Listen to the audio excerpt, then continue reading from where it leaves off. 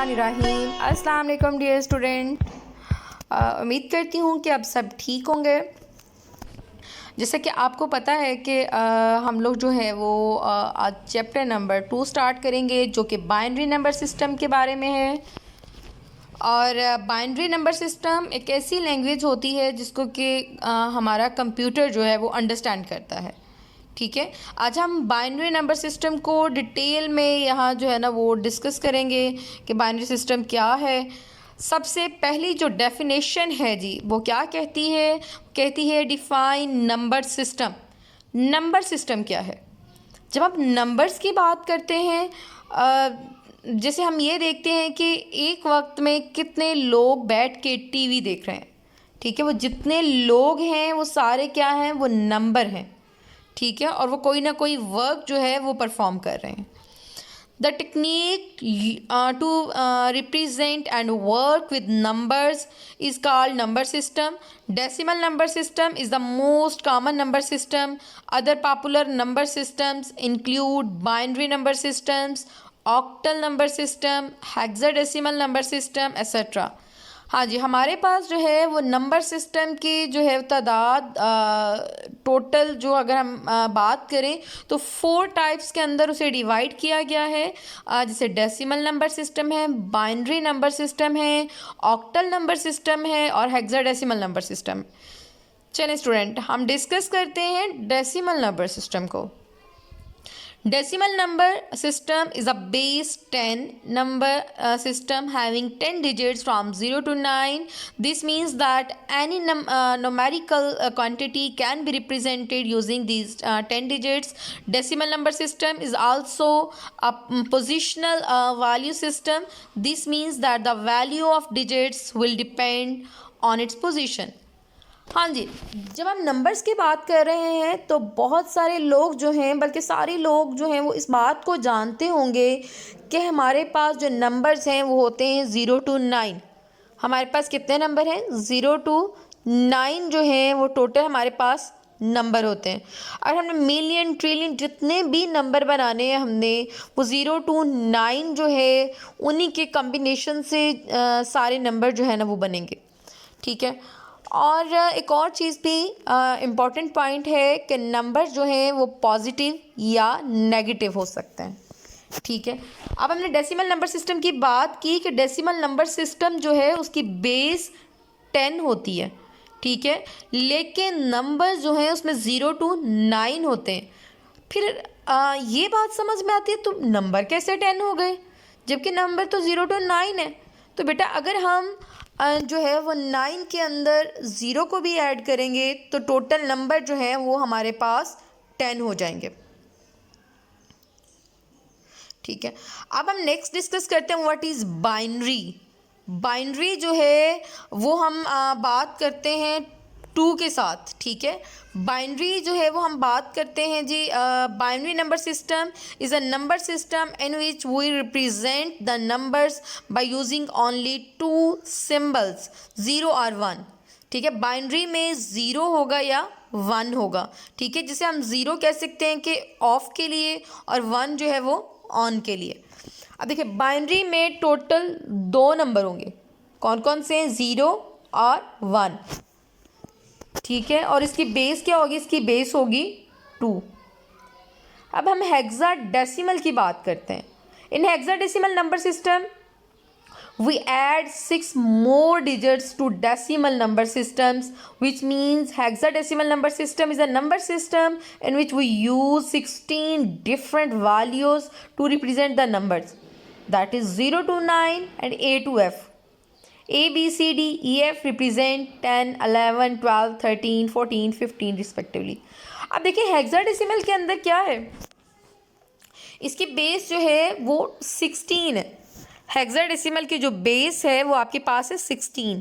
ठीक है, जबकि मैंने स्टार्ट में आपको बताया कि हमारे पास नंबर जो है वो 0 to 9 है। तो फिर 16 नंबर कैसे हो गए जब बेस ही क्या है 0 to 9 है? ठीक है, तो जब बेसिकली हमारे पास जो नंबर है वो 0 to 9 है, ठीक है, और बेस क्या है इसकी जो है वो 16 है। तो इसमें पहले 0 to 9 जो है वो नंबर्स हम इंक्लूड कर लेंगे और बाकी नंबर्स की जगह हम क्या करेंगे, हम A to F letters use करेंगे। 10 के लिए A, ठीक है, और 11 के लिए B, 12 के लिए C, 13 के लिए D, 14 के लिए E और 15 के लिए F यूज़ करेंगे हम। What is memory? मेमोरी हम अक्सर बात करते हैं जी हमारी मेमोरी जो है वो बहुत तेज़ है, ठीक है, या हमारी मेमोरी जो है वो इतनी ज़्यादा नहीं है, हमें बातें भूल जाती हैं, याद नहीं रहती। तो आपको बेसिकली कॉन्सेप्ट पता है कि मेमोरी के अंदर हम क्या करते हैं, अपना डाटा स्टोर करते हैं। Memory is required in computers to store data and instructions. Memory is physically organized as a large number of cells that are capable of storing one bit each. Logically, they are organized as groups of bits called words that are assigned an address. Data and instructions are accessed through this memory address. ठीक है, तो हम क्या करते हैं, computer की भी एक मेमोरी होती है जिसके अंदर वो क्या करता है, डाटा स्टोर करता है। हाँ जी, आगे से मेमोरी की भी दो टाइप्स हैं, वोलाटाइल मेमोरी और non volatile memory. In volatile memory the data is lost when the electricity supply is cut of. RAM is an example of volatile memory, ठीक है। आप फॉर एग्ज़ाम्पल क्या होता है कि आप कंप्यूटर के ऊपर कोई काम कर रहे हैं, ठीक है, लेकिन आपने उसको सेव नहीं किया हुआ और अचानक से क्या होता है, लाइट चली जाती है।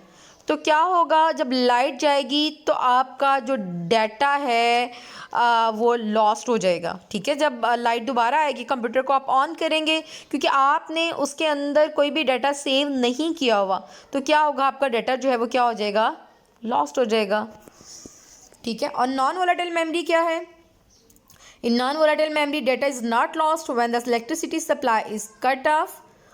रोम जो है वो उसकी एग्जांपल है। Hard disk, flash drives and memory cards is an example of non volatile memory. अब इसका क्या मतलब है, इसका मतलब ये है कि आपने जब आप काम कर रहे थे, आप अपने डाटा जो है वो सेव कर रहे थे कंप्यूटर में, ठीक है, आपने कंप्यूटर में अपना डाटा सेव किया हुआ है।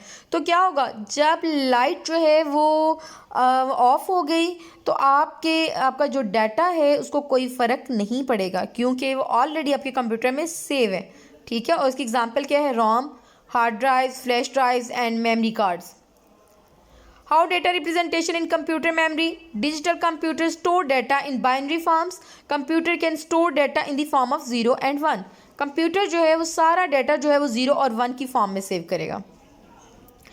All the characters on your keyboards has an associated code in binary. This code is also called ASCII code of the characters. ठीक है, हम इसको ASCII कोड भी कहते हैं। हाँ जी, difference between memory and storage. Memory और स्टोरेज में जो है वो फ़र्क बयान करना, और ऐसे क्वेश्चन जो है वो बहुत बहुत ज़्यादा इम्पॉर्टेंट होते हैं और आपको पेपर में पूछे जाते हैं अक्सर। मेमोरी क्या है, it is the place where an application loads its data during processing, ठीक है। स्टोरेज में क्या होता है, it is usually the place where data is stored for long और शॉर्ट टाइम, ठीक है। इसमें लॉन्ग या शॉर्ट टाइम में डाटा सेव होता है स्टोरेज में। और मेमोरी में क्या होता है, जब भी प्रोसेसिंग होती है, जब भी हम किसी भी एप्लीकेशन को ओपन करते हैं, ठीक है, तो वो मेमोरी में जाके लोड होती है, ठीक है। अब कहते हैं कि it is temporary storage device. Memory क्या है, एक टेम्परेरी स्टोरेज डिवाइस है, जबकि स्टोरेज क्या है, it is permanent storage device है, कि उसमें आपका डाटा जो परमानेंटली सेव होता है। उसके बाद मेमोरी क्या, it is laser in size, size इसका कम होता है। स्टोरेज में क्या, it is greater in size, ठीक है। और मेमोरी क्या, it has high assessing speed, हाँ जी, इसकी असेसिंग स्पीड बहुत ज़्यादा हाई होती है। और स्टोरेज जो है it has low assessing speed. और मेमोरी को देखते हैं दोबारा से, it is a primary memory, और स्टोरेज को क्या कहते हैं हम, सेकेंडरी मेमोरी। तो ये सारे पॉइंट आप लोगों ने बहुत अच्छे तरीके से याद कर लेने हैं। What are storage devices. अब हम स्टोरेज डिवाइसेस की बात करते हैं। यहाँ स्टोरेज डिवाइसेस कौन सी होती हैं, such hardware devices which are used to store data and instruction into computer is called storage devices.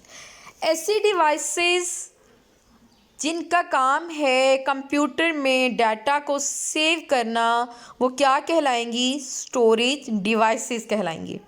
ठीक है,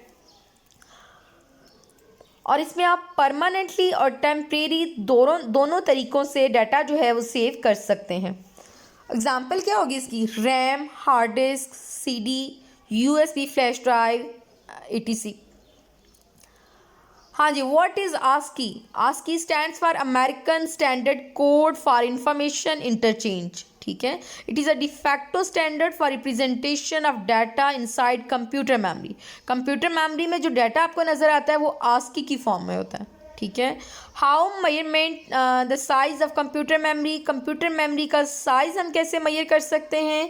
memory unit is the amount of data that can be stored in the storage unit. वो data होता है जो कि हम computer में save करते हैं।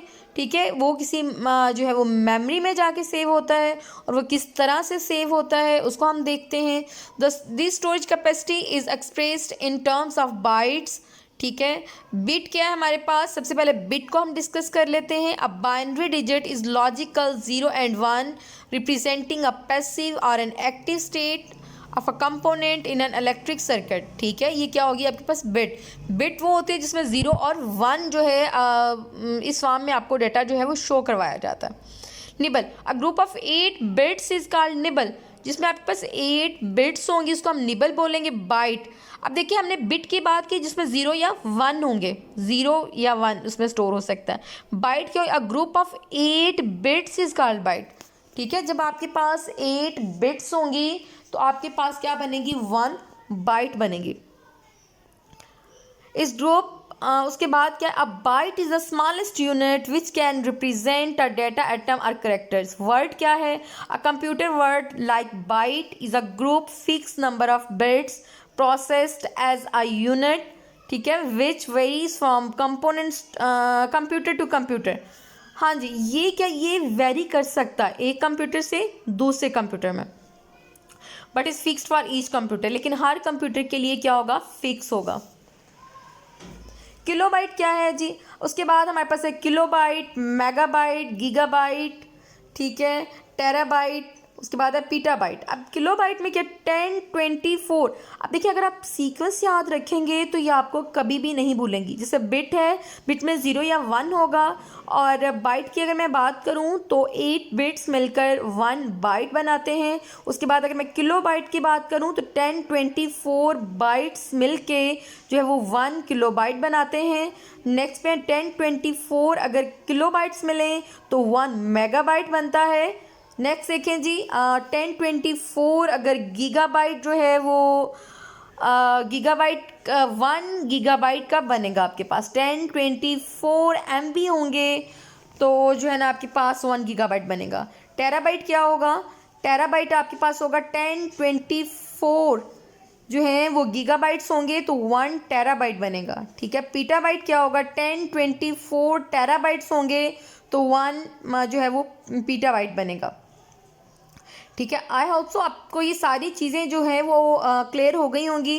बेटा आपने इन सब को जो है वो आपने स्टेप बाय स्टेप याद करना है। ठीक है, फिर आपको कभी भी नहीं भूलेंगी। Bit, byte, kilobyte, megabyte, gigabyte, terabyte and petabyte. What is Boolean algebra? Boolean algebra is used to analyze and simplify the digital circuits. It uses only the binary numbers, that is 0 and 1. It is also called as binary algebra or logical algebra. Boolean algebra was invented by George Boole in 1854. ठीक है, इसको किसने बनाया था? George बूल ने 1854 के अंदर। What is proposition? A proposition, a statement, is a sentence which is either true or false. If a proposition is true, then we say its truth value is true, and if a proposition is false, we say its truth value is false.